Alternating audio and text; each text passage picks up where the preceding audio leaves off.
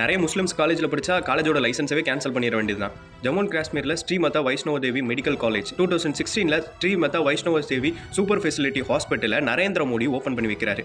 இது one of the best super facility ஹாஸ்பிட்டலாக Jammu and காஷ்மீரில் இருக்கிறது. இதை பேஸாக வச்சு தான் அங்கே எம்பிபிஎஸ் கோர்ஸ் எடுக்கலானோ அதுக்கும் அப்ரூவல் கேட்டு அப்ரூவலும் வாங்கிட்டாங்க. 2025 செப்டம்பரில் இதுக்கான அப்ரூவல் இவங்களுக்கு கிடைச்சிருக்கு. ஃபர்ஸ்ட் பேட்ச்ல 50 சீட்ஸ் அலாட் பண்ணியிருக்காங்க. 50 சீட்ஸுக்கு அப்ளை பண்ணுற ஸ்டூடெண்ட்ஸ் நீட்ல யாரெல்லாம் மெரிட்ல பாஸ் பண்ணியிருக்காங்களோ அவங்கள காலேஜ்குள்ள அட்மிஷனுக்கு எடுத்திருக்காங்க. 50 ஸ்டூடெண்ட்ஸ்ல 42 பேர் முஸ்லிம்ஸ். எப்படி ஃபர்ஸ்ட் பேட்ச்ல 42 ஸ்டூடெண்ட்ஸ் முஸ்லிம்ஸை நீங்க வந்து அட்மிஷன் பண்ணுவீங்க அப்படின்னு சொல்லி ஆர்எஸ்எஸ் பிஜேபி குரூப்ஸ் எல்லாம் இதுக்கு அகைன்ஸ்டா ப்ரொட்டஸ்ட் இந்த மாதிரி விஷயங்கள்லாம் நடத்திக்கிட்டு இருந்தாங்க. இந்தியாவில் ஜம்மு அண்ட் காஷ்மீர் வந்து முஸ்லிம்ஸ் அதிகமா இருக்கிற ஒரு ஸ்டேட். இந்த காலேஜ் ஸ்ட்ரீட்டுக்கு அப்ளை பண்ண முக்காவாசி ஸ்டூடெண்ட்ஸ் காஷ்மீர்ல இருந்து அப்ளை பண்ணியிருக்காங்க. இவங்க இந்த ரிலீஜியன் அப்படிங்கிறதுனால ஒன்றும் இங்க காலேஜில் சீட் கொடுக்கல. நீட்ல எந்த ஸ்டூடெண்ட்ஸ்லாம் மெரிட்ல பாஸ் ஆயிருக்காங்களோ அந்த பேஸ்ல தான் இவங்களுக்கு சீட் கொடுத்திருக்காங்க. எப்படி நீங்க இத்தனை முஸ்லிம் ஸ்டூடெண்ட்ஸ்க்கு அட்மிஷன் கொடுக்கலான்னு வெளியே இந்த பிஜேபி ஆர்எஸ்எஸ் குரூப் ப்ரொட்டஸ்ட் பண்ணிட்டு இருந்ததுக்கு அப்புறம் ஒரு கம்ப்ளைண்ட் வருது. காலேஜ்ல வந்து இந்த மாதிரி ஃபெசிலிட்டிஸ் இல்ல, ஸ்டாஃப்ஸ் இல்ல அப்படின்னு சொல்லிட்டு அந்த கம்ப்ளைண்ட்க்கு அப்புறம் தான் எம்பிபிஎஸ் கோர்ஸை சஸ்பெண்ட் பண்றாங்க. ஸ்டூடெண்ட்ஸ்லாம் ரொம்ப கவலை அடைறாங்க. ஏன்னா நீட்ல மெரிட்ல பாஸ் பண்ணி ஒரு கனவோட உள்ள வந்த ஸ்டூடெண்ட்ஸ் இன்னைக்கு அந்த காலேஜ் கேம்பஸை விட்டு மைக்ரேட் ஆகி போகிற சிச்சுவேஷன் வந்திருக்கு.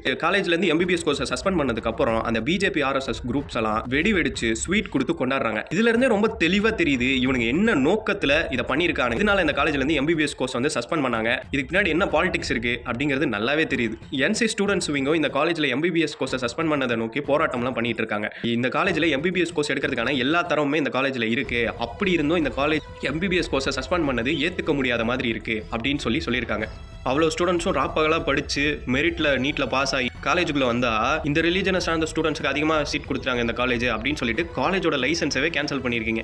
எவ்வளோ ஒரு கேவலமான பாலிடிக்ஸ் கேமிங் ப்ளே பண்றீங்க நீங்க.